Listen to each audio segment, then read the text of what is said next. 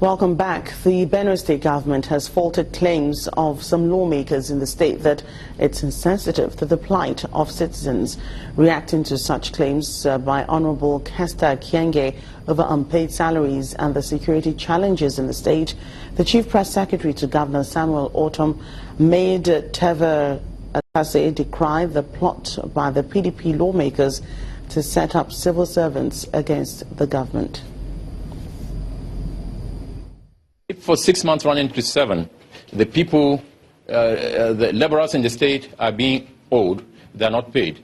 And as a legislator, I do know that we had given express approval to the governor to access the bailout funds to pay the Benue workers. And so if our constituents cannot sleep and be happy, we have no business coming to be happy. That's one. Secondly, the state of insecurity in the state is appalling.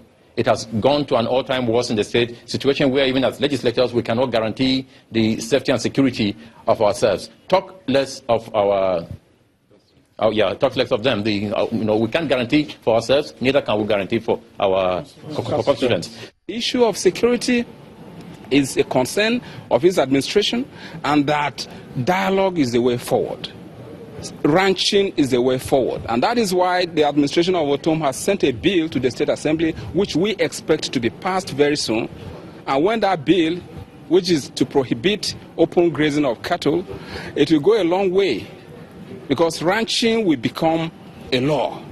Before you establish your ranches, there will be a regulatory body, there will be a body that will tell you how to ranch, and so on. It is incorrect to suggest that the Ortom administration is owing 6 months' salaries. And talking about salaries, the governor of the state is concerned. And you know, as much as I do, that the issue of salaries is a national issue. Up to 27 states cannot pay salaries now very well as they want. So for anyone to say that it's deliberate is also unfortunate, and you would expect that our lawmakers are in the know. They know, because this government does not carry out functions, does not do things on its own. It carries the state legislature along. Well, the Oyo State government says the labor union leaders in the state have directed their members to resume work after several months of strike. Well, this was confirmed by journalists. It was confirmed to journalists in Ibadan, the state capital, by the secretary to the state government, Mr. Olalekan Ali.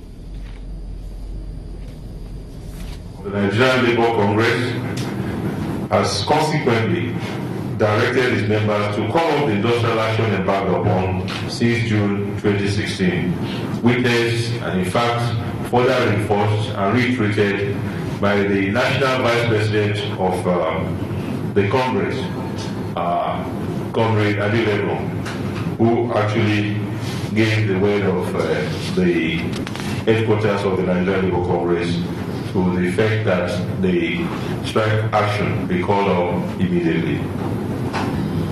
However, the committee recommended, based on the fiscal realities and the current fiscal status of the state, the payment of 2 months' salary starting with 1 month immediately, which was what you had in the agreement entered into with Labour. Residents of Ogun State, southwest Nigeria, have called for more action against the current upsurge of crime across the state. The call is coming on the heels of the recent activities of suspected militants who invaded some communities in Ibafo, Elekwete, Ogijo, and some areas in the state where some lives were lost and property destroyed. Some residents of some of the communities, for instance in Ibafo, who came to Channels Television on a peaceful protest to report another kidnap incident, asked for anonymity because of the fear of being kidnapped themselves. Ogun State, southwest Nigeria, appears to be having its own fair share of security challenges. Recently, the relative peace being enjoyed by some communities was defied by some suspected militants who invaded Ogijo, Ibafo and Avipo communities, killing and maiming innocent people. For some times now, we have been under siege by so-called militants. So they come and terrorize the community, rape women, burgle houses, take people possessions, their money, their valuables, laptops, phones. And then one of our landlords was kidnapped by the name Scott Odom, was kidnapped in the early hour of today around 3 o'clock. And an old man, about 85 years old, died from the shock of the gunshot that those militants were firing sporadically. There's no security anywhere, even in another state. If we talk of Ogun State, look at the Arepo 6. Look at what is happening there. So people are running away from their house.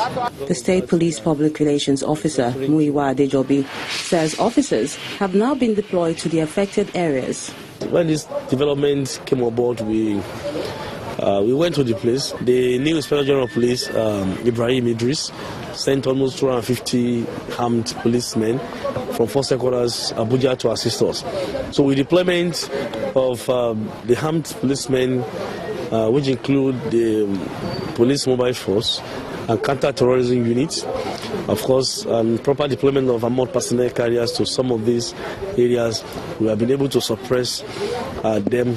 And of course, they are far away from the hinterland now. The command will continue to do what it's doing to make sure there's peace in these affected communities and, of course, in some of our major cities all over the state.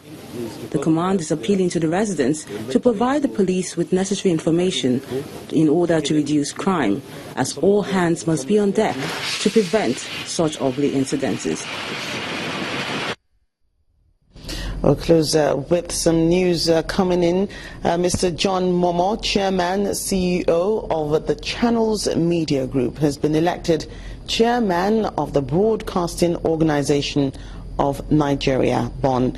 At the annual delegate conference today in Abuja, Mr. Momoh got 51 votes to beat his opponent, Abbas Dalhatu from Freedom Radio Kano, who scored 12 votes.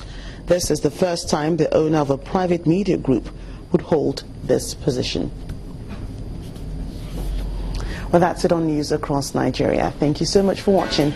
I'm Jackie Rogers.